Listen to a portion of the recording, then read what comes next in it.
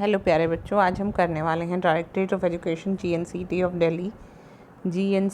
दिल्ली यानी government of national capital territory of Delhi की worksheet number 44। तारीख होगी 25 अगस्त 2020 की वर्कशीट है बेटा, ये क्लास 6 to 8 की। और टॉपिक जो हम करने वाले हैं, हमने कल भी यही टॉपिक किया था और आज भी हम उसी टॉपिक को आगे ले जाने वाले हैं। कल भी हमने देखा था यमुना में प्रदूषण किस प्रकार हो रहा है, क्या क्या करने से हम यमुना के प्रदूषण को रोक सकते हैं और क्या क्या करने से ये प्रदूषण कम हो सकता है। दिल्ली के लिए पानी का मुख्य स्रोत यमुना नदी है, लेकिन दुर्भाग्य से पूरे भारत में यह सबसे अधिक प्रदूषित नदी बन चुकी है, जिसकी वजह से अब इसे मृत नदी यानी डेड रिवर यानी कि मृत नदी के रूप में जाना जाता है। इस नदी में लगभग दिल्ली के 19 नालों का गंदा पानी छोड़ा जाता है। 19 गंदे नाले हैं दिल्ली के जिसका पानी यमुना नदी में छोड़ा जाता है, जो इसके जल को प्रदूषित करते हैं, जो इसके पानी को प्रदूषित करते हैं। यहाँ पर कुछ फ़ोटोज़ दी गई हैं। यमुना को प्रदूषित करने वाला क्या क्या चीज़ों से यमुना प्रदूषित हो रही है। देखिए, नालों के पानी से, फैक्ट्री के पानी से और गंदगी से, जो भी बाहर की गंदगी है वहाँ से प्रदूषित हो रही है। फिर यहाँ पर देखिए, धार्मिक गतिविधियों से, जिसमें बड़ी बड़ी मूर्तियाँ विसर्जित की जाती हैं, इनसे यमुना नदी प्रदूषित हो रही है। उर्वरक और कीटनाशक, खेतों में जो दवाइयाँ डाली जाती हैं कीड़ों को मारने के लिए या खाद डाली जाती है फसलों को बेहतर उगाने के लिए, वो धीरे धीरे बारिश के पानी के साथ बहकर यमुना नदी में मिल जाती है और यमुना नदी के जल को बहुत ही विषैला बना देती है। उसके बाद औद्योगिक कचरा, बेटा ये सबसे बड़ा कारण है और सबसे ख़राब कारण है, क्योंकि ये औद्योगिक कचरा में इतने सारे रसायन होते हैं कि ये शरीर, मस्तिष्क और हमारे दिल दिमाग सब को बहुत ज़्यादा तरीके से बीमार कर सकते हैं। तो ये सभी तरीके हैं जिसके द्वारा दिल्ली का जल प्रदूषित हो रहा है, यानी यमुना नदी का जल प्रदूषित हो रहा है। यमुना एक्शन प्लान बनाया गया था बच्चा 1993 में। यमुना नदी को साफ करने के लिए लागू किया गया। सरकार अब तक इस परियोजना में अरबों रुपए खर्च कर चुके हैं, लेकिन अभी भी यह नदी हमारी आदतों की वजह से बुरी स्थिति में है। किसकी वजह से बुरी स्थिति में है? हमारी आदतों की वजह से बुरी स्थिति में है। अब अपने विचारों को निम्न प्रश्नों के उत्तर में व्यक्त कीजिए। चलिए, अब अपने विचारों को निम्न प्रश्नों के उत्तर के रूप में व्यक्त कीजिए। दिल्ली में पानी का मुख्य स्रोत क्या है? यहाँ पर उसका उत्तर हम लिखेंगे। देखिए, इसका उत्तर कहाँ पर है? इसका उत्तर यहाँ पर है, पहली ही लाइन में लिखा है बच्चे। दिल्ली के लिए पानी का मुख्य स्रोत यमुना नदी है। तो ये हो गया आपका प्रश्न नंबर 1 का उत्तर। चलिए आगे चलते हैं। क्वेश्चन नंबर 2 कहता है, आपके विचार से यमुना प्रदूषण के क्या कारण हैं? यानी यमुना में प्रदूषण क्यों हो रहा है, इसका कारण क्या है?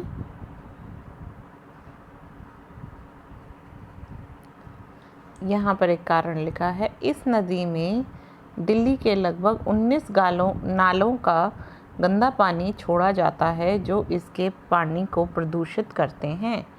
ये है आपका प्रश्न नंबर 2 का उत्तर।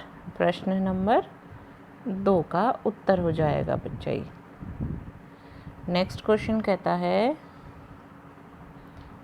यदि आपके पास अलादीन की तरह ही एक जादुई चिराग हो, तो आप जिन्न से यमुना नदी की कौन सी 3 इच्छाएं पूरी करने को कहेंगे? यानी आप यमुना नदी की में कौन सी इच्छाएं पूरी करना चाहेंगे? पहली इच्छा क्या कहेंगे, बताइए? हम पहली इच्छा कहेंगे यमुना नदी क्या हो जाए? साफ हो जाए। यमुना नदी क्या हो जाए? स्वच्छ बने। क्या बने? यमुना नदी स्वच्छ बने।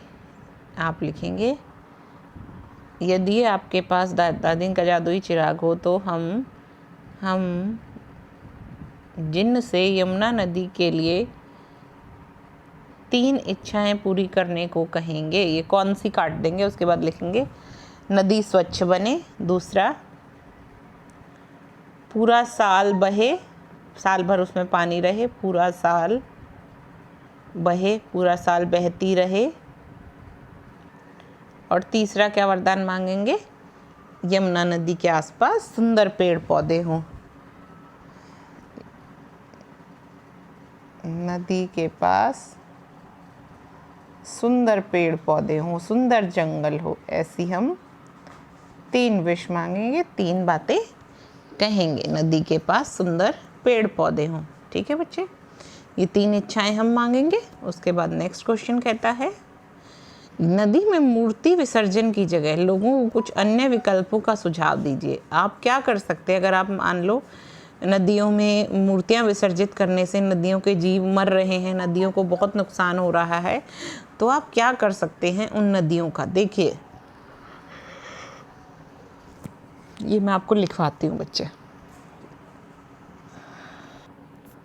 चलिए बच्चों, नदियों में मूर्ति विसर्जित करने के बजाय हम कई और तरीकों से उपासना कर सकते हैं। यही हमारा प्रश्न था कि अगर आप अपने सुझाव देना चाहें कि नदियों में मूर्ति विसर्जित करने से नदियों में बहुत ज़्यादा प्रदूषण फैल रहा है, तो आप क्या कर सकते हैं।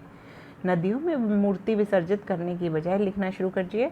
हम कई तरीकों से उपासना कर सकते हैं। हमें मिट्टी की बनी हुई मूर्तियाँ खरीदनी चाहिए जो बाद में घर में ही किसी बड़ी गमले में विसर्जित की जा सके, ताकि नदियों का पानी प्रदूषित होने से बच सके। असली श्रद्धा मूर्तियों में नहीं बल्कि देश और पर्यावरण की रक्षा में है, इसलिए ऐसी मूर्तियों का निर्माण करें या खरीदें जो मिट्टी से बनी हो।